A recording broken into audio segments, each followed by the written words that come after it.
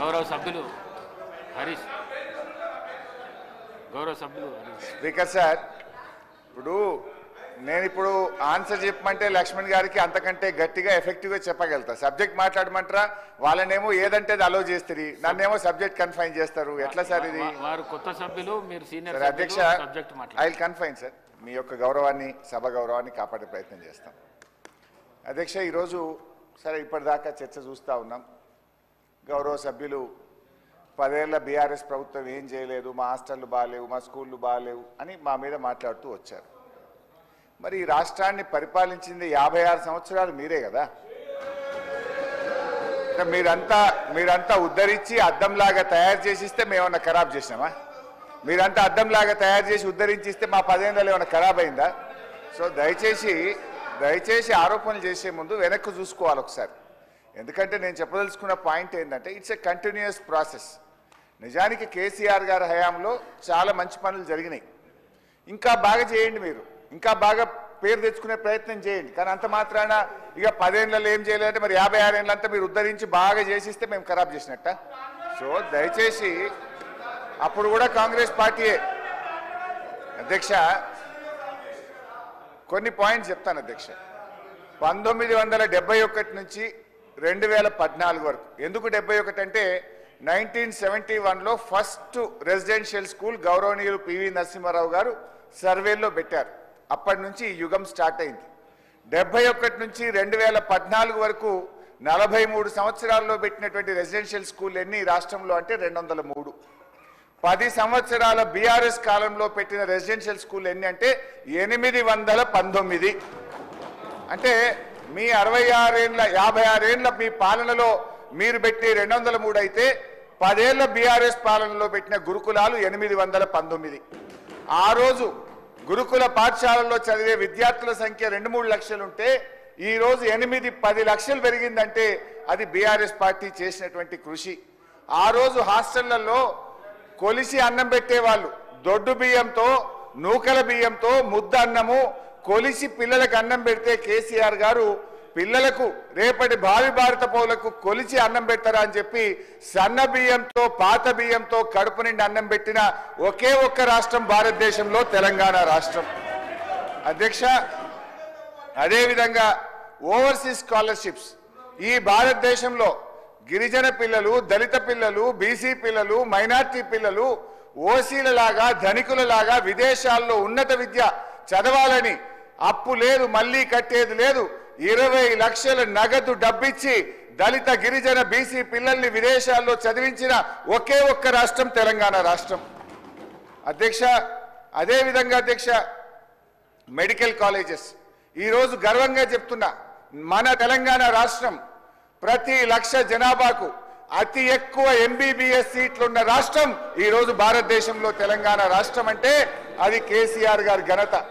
మేము వచ్చినాడు 5 ప్రభుత్వ మెడికల్ కాలేజీలుంటే ఈరోజు 35 ప్రభుత్వ మెడికల్ కాలేజీలతో దేశంలో ప్రథమ స్థానంలో నిలిపినామంటే అది కేసీఆర్ గారు, బీఆర్ఎస్ పార్టీ.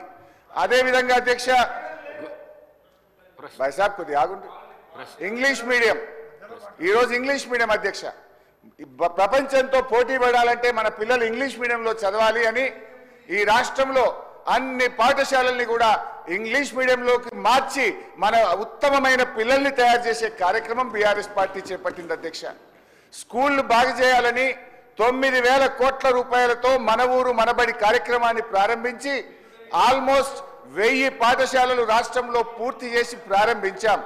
దాన్ని మీరు కొనసాగించండి, లేదు పేరు మార్చుకుంటే పేరు మార్చండి, కానీ వాళ్ళకు బిల్లులు ఇయ్యక ఆ పని ఆగిపోయింది, దాన్ని పూర్తి చేసే ప్రయత్నం చేయాలని మీ ద్వారా ప్రభుత్వాన్ని కోరుతా ఉన్నా అధ్యక్ష. అధ్యక్ష, అదేవిధంగా ఈరోజు సమస్య ఏంటంటే ఇట్లా చెప్తే ఇంకా చాలా ఉన్నాయి మా ప్రభుత్వం చేసింది. నిజానికి కొంతమంది మిత్రులు కేజీ టు పీజీ గురించి కూడా మాట్లాడింది అధ్యక్ష. బీఆర్ఎస్ ప్రభుత్వం వచ్చిన తర్వాత అన్ని గురుకుల పాఠశాలల్ని జూనియర్ కాలేజీలుగా అప్గ్రేడ్ చేశాం. 83 గురుకుల డిగ్రీ కాలేజీలు పెట్టాం, 5 గురుకుల పీజీ కాలేజీలు పెట్టాం, 4 గురుకుల లా కాలేజీలు కూడా ఈ రాష్ట్రంలో పెట్టింది బీఆర్ఎస్ ప్రభుత్వం. మీరు ఇంతకంటే బాగా చేయండి అధ్యక్ష. నేను 21 ఏళ్ళు ఎమ్మెల్యేగా ఉన్నాను అధ్యక్ష. 15 సంవత్సరాలు ప్రతి న్యూ ఇయర్కు 31st నైట్ ఒక ఎస్సీ హాస్టల్లో అన్నం తిని అక్కడే ఎస్సీ పిల్లలతో నూతన సంవత్సర వేడుకలు జరుపుకున్న ఎమ్మెల్యేను. 15 సంవత్సరాలు పోయాను అధ్యక్ష. నిన్నగాక మొన్న గత వారం కూడా SC hostel Siddipet integrated SC హాస్టల్కి వెళ్ళి పిల్లలతో భోజనం చేశాను. ఆ రోజు అక్కడ వార్డెన్స్ నాకు చెప్పింది ఏంది, 6 నెలల నుంచి మెస్ బిల్లులు రాలేదు అని వార్డెన్లు చెప్పారు అధ్యక్ష. ఆ రోజు నేను మాట్లాడినా నెక్స్ట్ డే మధ్యాహ్నం 4 గంటలకు 4 నెలల బిల్లు పడ్డాయి. అట్లీస్ట్ నేను పోయినాక 4 నెలలు అయితే పడ్డాయి. ఈ రోజు కూడా పరిస్థితి ఏంటంటే ఆ వార్డెన్ పేరు మల్లేశం. ఇవాళ కూడా ఫోన్ చేసి మాట్లాడినా, ఏం మల్లేశం అన్ని వచ్చినాయి అని అడిగితే, సార్ ఇంకా 2 నెలల మెస్ బిల్లు పెండింగ్ ఉంది, ఇంకా 2 నెలల కాస్మోటిక్ ఛార్జెస్ పెండింగ్ ఉంది, పిల్లలకు ట్యూషన్ చెప్పే టీచర్లకు 6 నెలల నుంచి జీతాలు రావట్లేదు, అవుట్ సోర్సింగ్ ఉద్యోగులకు 8 నెలల నుంచి జీతాలు రాలేదని ఆ వార్డెన్ చెప్పినారు. ఇది ఇంటిగ్రేటెడ్ హాస్టల్ సిద్దిపేట. నేను మొన్నగా వారం కింద పోయి అక్కడ భోజనం చేసి వచ్చిన. నేను అబద్ధాలు చెప్తలేను, వేగ్గా ఆరోపణలు చేస్తలేను. ముఖ్యమంత్రి గారు ఏమంటున్నారు, గ్రీన్ ఛానల్ అసలు హాస్టళ్లకు రెసిడెన్షియల్ స్కూళ్లకు ఒక్క పైసా ఆగదని ముఖ్యమంత్రి గారు చెప్తారు. ఎవరి మాట నమ్మాలి? ఇప్పుడు ఏం జరుగుతుంది రాష్ట్రంలో? దయచేసి మీరు ఆలోచించండి. ఇవాళ మనం ఇక్కడ ఇంత ఇంపార్టెంట్ అంశం మీద ఇక్కడ మాట్లాడుతున్నాం అధ్యక్ష. ఈరోజు పివి నరసింహారావు గారు ప్రారంభించిన మొట్టమొదటి స్కూల్ సర్వేల్లో ఈరోజు పిల్లలతో వంట వండిస్తే ఆ పిల్లవాడు అబ్బాయి పేరు 8వ తరగతి విద్యార్థి అధ్యక్ష. ఆ అబ్బాయి పేరు మీద వేడి వేడి నూనె ఆ పిల్లవాడి కాళ్ళ మీద పడి ఇక కాళ్ళు ఎట్లా కమిలిపోయినాయి, హాస్పిటల్లో జాయిన్ అయ్యింది. మీరేమో మేము హాస్టల్ పోయినాము, బాగా చేస్తున్నాము, మా ముఖ్యమంత్రి గారు చేస్తున్నారు. సర్వేల్ స్కూల్లో ఈరోజు ఉదయం 9 గంటలకు పిల్లవాడు 8వ తరగతి విద్యార్థితో వంట వండిస్తే ఆ పిల్లవాడిని మీద నూనె పడి 2 కాళ్ళు కాలిపోయినాయి అధ్యక్ష. ఏ రకంగా పరిస్థితి ఉందో మీరు ఆలోచించండి. ఈరోజు ఇంకొక సంఘటన, కొరుట్ల నియోజకవర్గం పెద్దాపూర్ గురుకుల పాఠశాలల్లో ఇప్పటికే 4 పిల్లలకు పాము కరిచింది, 2 పిల్లలు చనిపోయినరు. గౌరవ ఉప ముఖ్యమంత్రి గారు అడిగి పోయొచ్చిండ్రు. మళ్ళీ ఇవాళ 5వ విద్యార్థికి అబ్బాయి పేరు అఖిల్కు ఇవాళ మళ్ళీ పాము కరిచింది. ఇంత మనం మాట్లాడుతున్నాం. ఒక గురుకుల పాఠశాలల్లో ఏమో మరి అక్కడ వేడి వేడి నూనె పడి పిల్లవాడి కాళ్ళు కాలిపోయినాయి. పిల్లవాడితో వంట వండిస్తారా? అంటే is it not the failure of your government? 4 సార్లు పాము కాటై 2 పిల్లలు చనిపోయిన రెసిడెన్షియల్ స్కూల్లో ఇవాళ మళ్ళీ పాము కాటుకు వచ్చిందంటే మీ నుంచి చర్యలు లేవు గనక, ప్రభుత్వం పట్టించుకోవట్లేదు గనక సమస్యలు పునరావృతం అవుతున్నాయి అనడానికి ఇది ఉదాహరణతో మీకు చెప్తా ఉన్న అధ్యక్ష. ఈ సమస్యలు మా ప్రభుత్వంలో రాలేదని కాదు. ఆ రోజు సంవత్సరానికి 200, 300, 400 మంది పిల్లలు ఫుడ్ పాయిజన్ అయితే ఈరోజు వేల సంఖ్యలో ఫుడ్ పాయిజన్ అవుతా ఉంది. అసలు సమస్య జరగని రోజే లేదు. ఇక చూడండి అధ్యక్ష, సాంబార్లో ఎలక, గురుకులంలో ఎలకల కలకలం, విద్యార్థికి పాము కాటు, ఇట్లా చెప్పుకుంటూ పోతే ఒక 100 ఉన్నాయి. I don't want to go in to that. నేను కోరేది, మీ సిన్సియర్గా మిమ్మల్ని కోరేది ఏంటంటే ఇప్పటికైనా మీ కలెక్టర్లను బాధ్యులు చేయండి. చిన్న జిల్లాలైనాయి, 2 అడిషనల్ కలెక్టర్లు ఉన్నారు. మీరు ప్రభుత్వం నుంచి మంత్రులు లేరు. సమస్య ఏమైంది? ఎస్సీ శాఖ ముఖ్యమంత్రి దగ్గరనే, ఎస్టీ శాఖ ముఖ్యమంత్రి దగ్గరనే, మైనార్టీ శాఖ ముఖ్యమంత్రి దగ్గరనే. ముఖ్యమంత్రి గారికి సమయం లేక, డిపార్ట్మెంట్ మీద దృష్టి పెట్టక సమస్యలు తీవ్రమైతా ఉన్నాయి. అది మీ ఇంటర్నల్ మ్యాటర్. ఎందుకు క్యాబినెట్ ఎక్స్పాన్షన్ చేసుకోలేకపోతుందో ఏడాది అయింది. చాలా మంది ఉన్నారు, టాలెంట్ ఉన్నోళ్ళు. I will leave it to you. కానీ మరి ముఖ్యమంత్రి గారన్నా చేయమనండి. మరి ఈ సమస్యలు ఏంది ప్రతిరోజు? దయచేసి ఆలోచన చేయండి అధ్యక్ష. ఇలా మెస్ ఛార్జెస్ గురించి కొత్తగా మెస్ బిల్లులు పెంచారు. మా ప్రభుత్వం కూడా 2018లో పెంచాం. సరే, మీరు పెంచారు, సంతోషం. కానీ ఒక చిన్న డిస్టర్బెన్సీ ఉన్నది. మీరు 2100 ఏమో పోస్ట్ మెట్రిక్ పెట్టారు, కాలేజ్ పిల్లలకు పెట్టారు, ప్రీ మెట్రిక్ 1400 పెట్టినారు. అందరికీ కామన్ మెనూ అంటే హాస్టల్ వార్డెన్లు చెప్పేది ఏంటంటే అసలు ఇడ్లీ చేసేటువంటి వంట సామానే మా దగ్గర ఉండదు, చపాతీ చేసే వంట సామానే మా దగ్గర ఉండదు. ముందు దాని మీద కాన్సన్ట్రేట్ చేసి, ఇప్పుడు ఒక గురుకుల పాఠశాల అంటే జూనియర్ కాలేజ్ దాకుంటే మెనూలో మాకు కొంత 2100, కొంత 1400 వస్తే మేనేజ్ చేసి మేము ఆ మెనూ ఇవ్వగలుగుతాం. ఓన్లీ 10th వరకు ఉండేటువంటి దాంట్లో వంట సామాన్ లేదు, ఇది మేనేజ్ చేయడం కష్టం. అయితే పెంచండి, కొద్దిగా జాగ్రత్తగా ఆలోచించాలని చెప్పి వాళ్ళు చెప్పడం జరుగుతూ ఉంది. ఇకపోతే అధ్యక్ష, హాస్టల్ మెయింటెనెన్స్ బీఆర్ఎస్ ప్రభుత్వం ఉన్నప్పుడు సంవత్సరానికి 3-4 లక్షల హాస్టల్ మెయింటెనెన్స్ ఇచ్చేవాళ్ళం. ఎస్సీ బీసీ హాస్టళ్లకు బుగ్గలు పోయినా సున్నమేయాలన్నా డోర్లు పోయినా ఈ ప్రభుత్వం వచ్చిన ఏడాది కాలంలో మెయింటెనెన్స్ డబ్బు విడుదల కావడం లేదు. దాని మీద దృష్టి పెట్టమని నేను సలహా ఇస్తా ఉన్నా. ఇకపోతే అధ్యక్ష, గతంలో మేము చలికాలం వచ్చింది, బీసీ హాస్టళ్లలో స్వెటర్లు కానీ ఎస్సీ హాస్టళ్లలో స్వెటర్లు కానీ బ్లాంకెట్స్ కానీ వచ్చేది. ఇప్పటికీ కొన్ని హాస్టళ్లలో రాలేదు.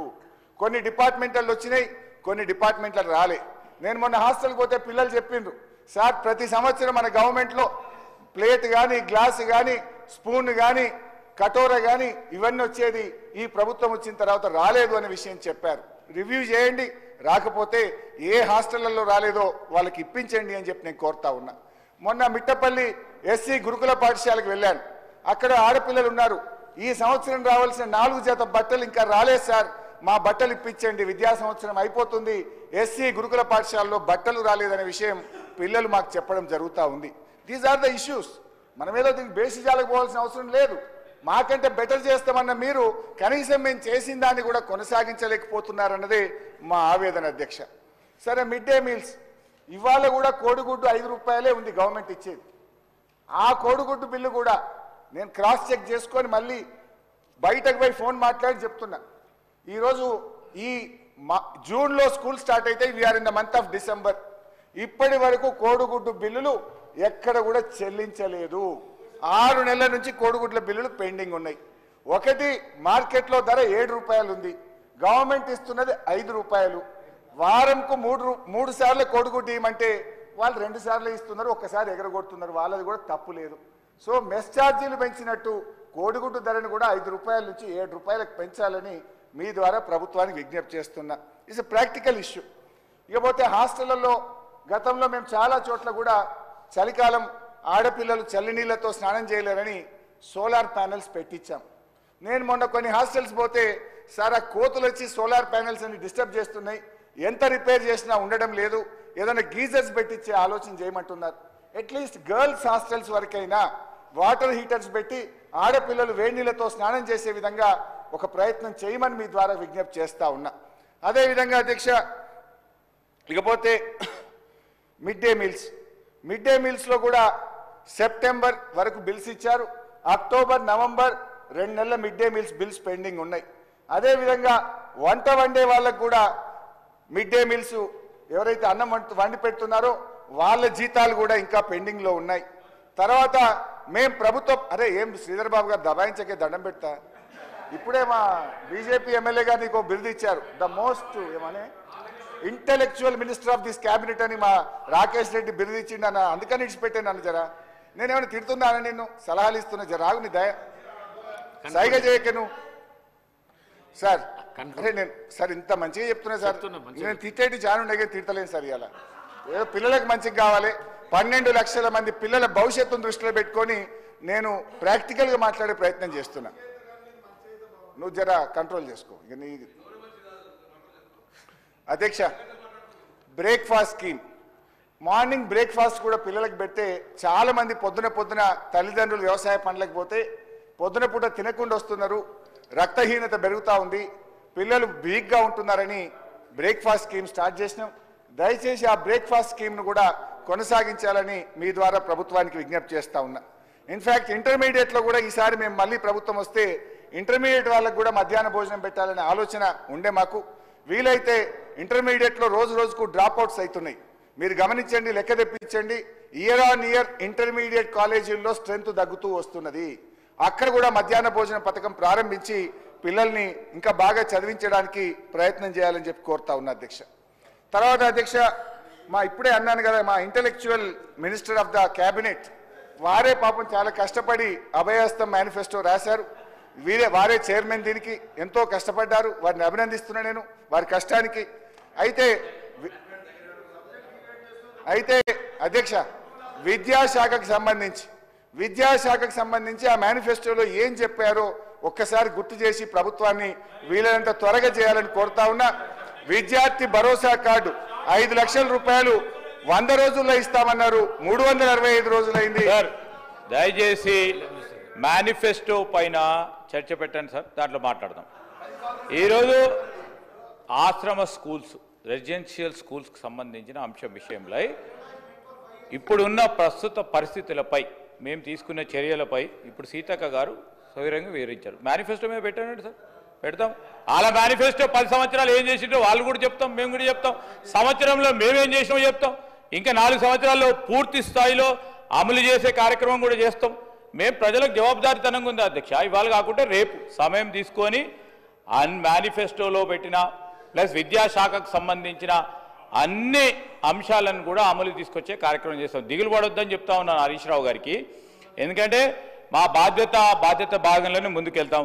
దయచేసి సార్ మీరు ఇంతసేపు ఇస్తే ఎట్లా సార్? ఏది సార్ మీరు వారికి ఇస్తే మా సభ్యులందరూ చాలా మంది చెప్పారు సార్. ఇంతసేపు సార్ 25 మినిట్స్ హరీష్ రావు గారికి ఇచ్చారు సార్. మీరు 5 మినిట్స్ అడిగింది.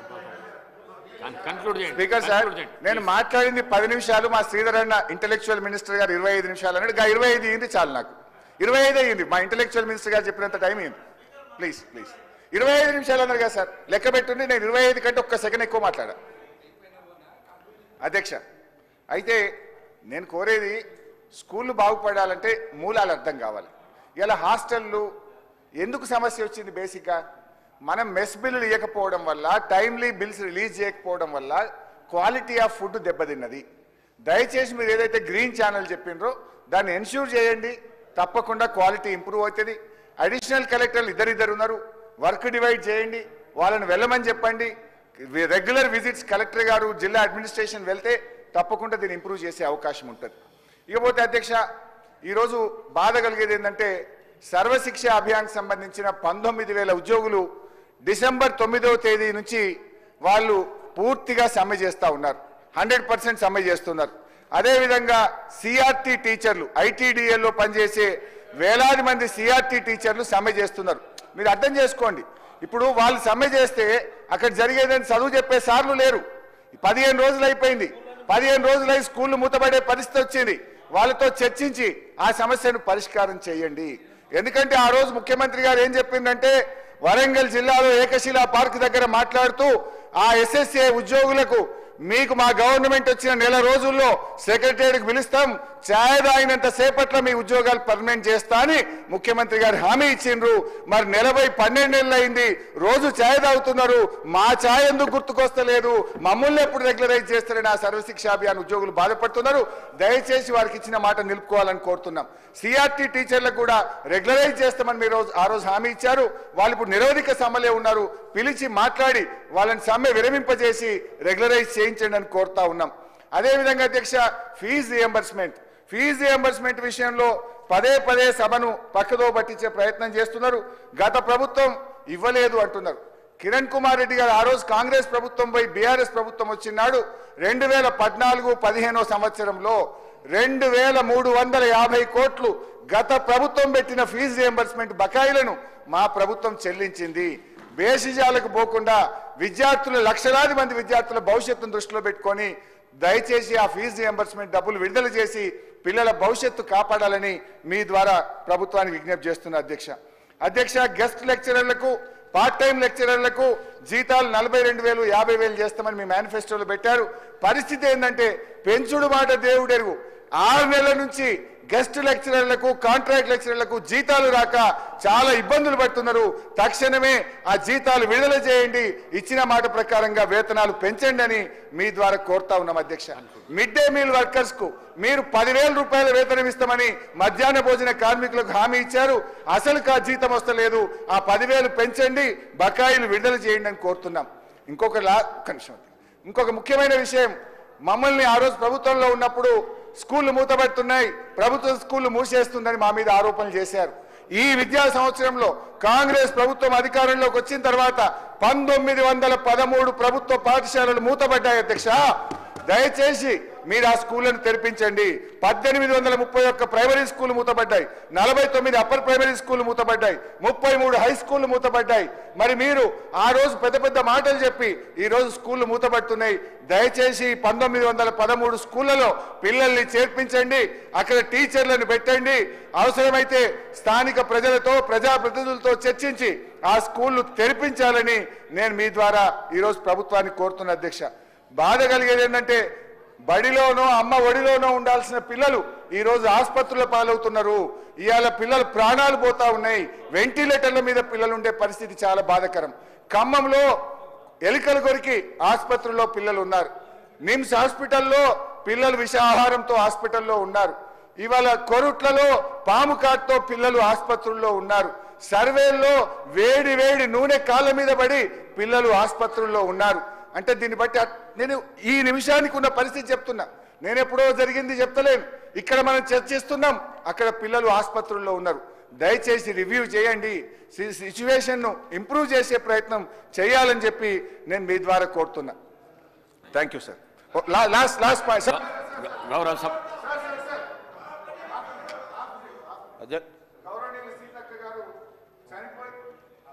చనిపోయిన విద్యార్థుల వివరాలు పంపమని అడిగారు ఇందాక. 54 మంది పిల్లలు ఈ ప్రభుత్వం వచ్చిన తర్వాత గురుకుల హాస్టళ్లలో ఉండే పిల్లలు పాము కాటు, కరెంటు షాకు, విషాహారం వల్ల చనిపోయారు. ఈ లిస్టు గౌరవ మంత్రి గారికి పంపిస్తా ఉన్నా. వాళ్ళను మానవతా దృక్పథంతో ఓ 10 లక్షలు ఎక్స్గ్రేషియా ఇచ్చి ఆ కుటుంబాలను ఆదుకోవాలని కోరుతున్నాం. అధ్యక్ష, తప్పకుండా వారి 10 సంవత్సరాల్లో చనిపోయిన వాళ్ళు కూడా రూపాయి ఎప్పుడన్నా ఇస్తే దానికి సంబంధించిన మేము మార్పు చేసే ప్రయత్నం చేస్తాం, ఎక్కువ ఇచ్చే ప్రయత్నం చేస్తాం. తర్వాత గౌరవ సభ్యులందరూ మాట్లాడుతుంటే ప్రత్యేకించి 56 సంవత్సరాలు ఏమైందంటారు. 56 సంవత్సరాలు ఏం కాలేదు కాబట్టి తెలంగాణ కొట్లాడాం కదా అధ్యక్ష. తెలంగాణ ఎందుకు తీసుకున్నాం? అప్పుడు వివక్షకు గురవుతున్నాం కాబట్టే మీరు అనేక సందర్భాల్లో కాంగ్రెస్ పార్టీకి సంబంధించి ఒక విధానపరమైన తీసుకొని ఇలా తెలంగాణ ఏర్పాటు చేసుకున్నాం అధ్యక్ష. దాని తర్వాత కూడా మళ్ళీ ఆడికే పోయి మాట్లాడితే తెలంగాణ వచ్చినాక ఏమైంది చెప్పండి, తెలంగాణ వచ్చినాక ఏమైంది అని అడిగితే ఊరికే మళ్ళీ 56 ఏళ్ళకి పోతా ఉన్నారు. 10 సంవత్సరాల్లో మీరు అధ్యక్ష, నేను అనేక సందర్భాలు చెప్తా ఉన్నాను. ఇలా మారుతున్న కాలానికి అనుగుణంగా గతంలో ఉన్నటువంటి హాస్టళ్ల నుంచి మాడిఫై అయ్యి గురుకులాలు ఏర్పాటు చేశారు. ఇంతమంది గౌరవ సభ్యులు తప్పుదో పట్టిస్తూ ఇప్పుడే పెద్దలు గౌరవ హరీష్ రావు గారు మాట్లాడితేమో 2014 నాటి వరకు 200 గురుకులాలు ఉన్నాయని చెప్తా ఉన్నాడు రెసిడెన్షియల్. ఇంకో సభ్యుడు మాట్లాడుతూ అనుభవాల మంత్రి కూడా ఇచ్చిన 19 ఉన్నాయని చెప్తున్నారు. రికార్డు చేయండి మీరు. దాని తర్వాత వాటారెడ్డి విషయం చెప్తారు. దాని తర్వాత రైట్ దాని తర్వాత జగద్గిరి గుట్ట ఇవాళ బీబీ నగర్ సంబంధించి మాట్లాడు మైక్ తీసుకొని మాట్లాడే ఎవరు మీరు ఇక్కడ మైక్ తీసుకొని మాట్లాడు. ఇట్లా దాంట్లో దొడ్డులా ఉన్నానుకొని బాగా ఉంటే ఆకారం అనుకుంటున్నావా? మైక్ మాట్లాడే అధ్యక్ష అప్పటి నుంచి చూస్తాను. ఏమనుకుంటాను దొడ్డు ఉంటే భయపడతాను అనుకుంటున్నా. దానిలో పేరుకేక భయపడేదేం లేదు. నేను హరీష్ రావు గారు అడుగుతున్నా, ఏం మొదటి సభ్యుడు అయితే మాట్లాడరా? చిల్లర మాట్లాడుతున్నావు పిచ్చి. ఆయన అన్నారు కాబట్టి నేను అంటున్నా. నన్ను అన్నాడు ఆ మాట అయితే సార్ చిల్లర పిచ్చి. దయచేసి నేనేమన్నా మీరు తప్పు చెప్పారు.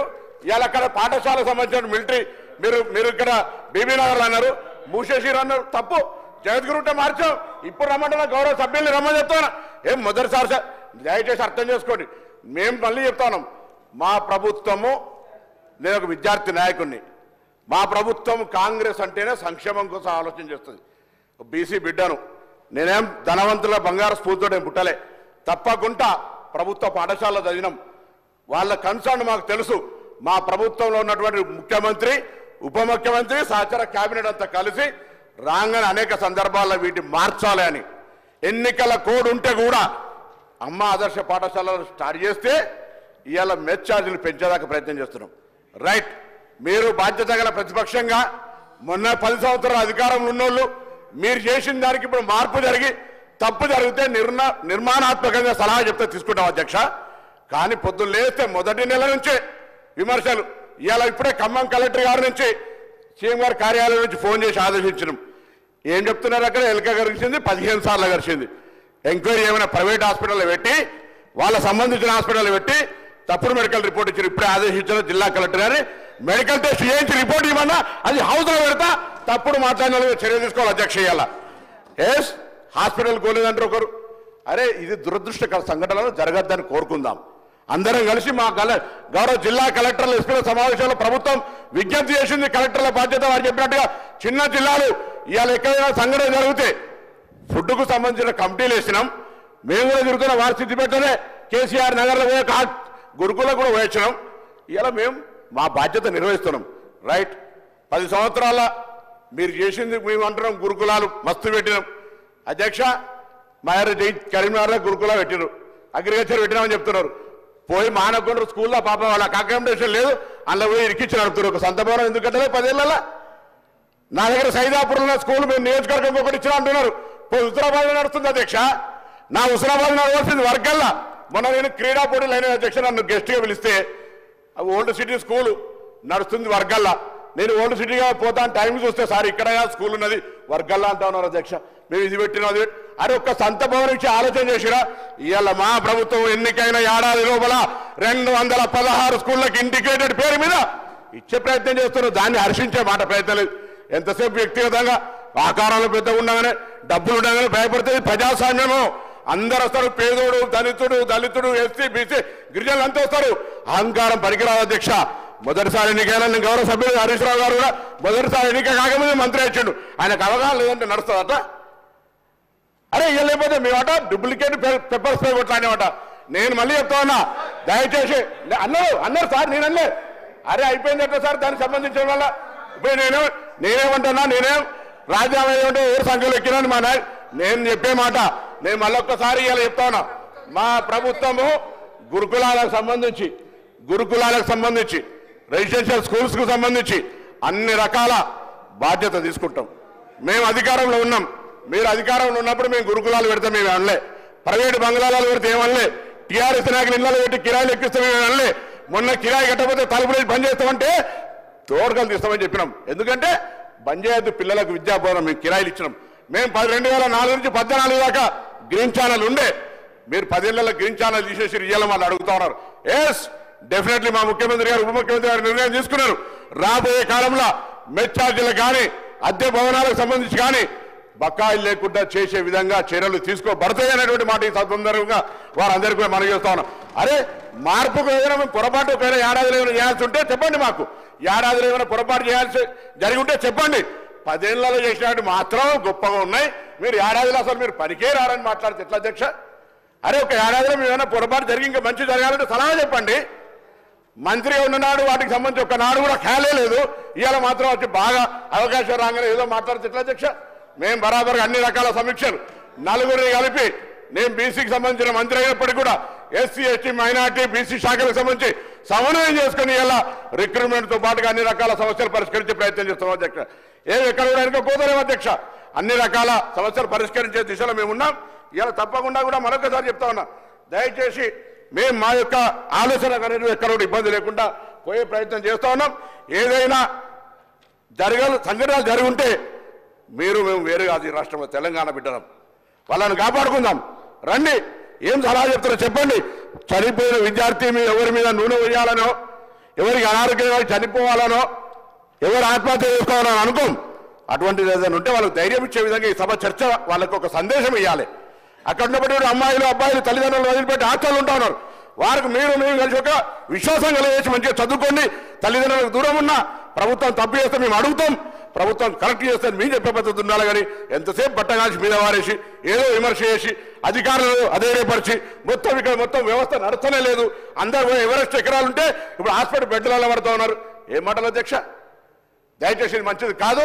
నేను నా యొక్క ఆవేదన మీ ద్వారా వ్యక్తం చేస్తాను. నేను కూడా బలహీన వర్గాల బిడ్డను. నేనుగా నా యొక్క వర్గానికి అన్యాయం చేసుకునేటువంటి పిచ్చి పని చేయని. ఎవరైనా చేసి ఉంటే వాళ్ళు పిచ్చోళ్ళ మంచోళ్ళ నాకు తెలియదు.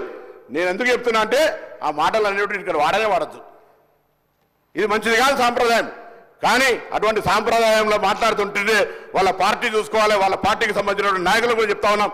ఈరోజు దయచేసి సభా గౌరవాన్ని కాపాడడానికి మొదటిసారి సభ్యునే కావచ్చు, బరాబర్గా పార్లమెంటరీకి ఏ మాట అన్పార్లమెంటరీ మాట్లాడినా మీరు శాసన సభాధిపతిగా ఏ శిక్ష ఒక లోక్సభలో చేసినాం. అన్ని రకాలుగా మరొకసారి మనం చేస్తా ఉన్నాం. మేము మా ప్రభుత్వం సంబంధించి డెఫినెట్లీ ఈ యొక్క గురుకులాలకు సంబంధించి not only SC ST BC మైనార్టీతో పాటుగా జనరల్ గురుకులాలకు సంబంధించిన ఆనాడు పెద్దగా పెట్టినటువంటి ఇలా వీళ్ళని మేము ఏం పెట్టలే. కాంగ్రెస్ ఏం చేయలే.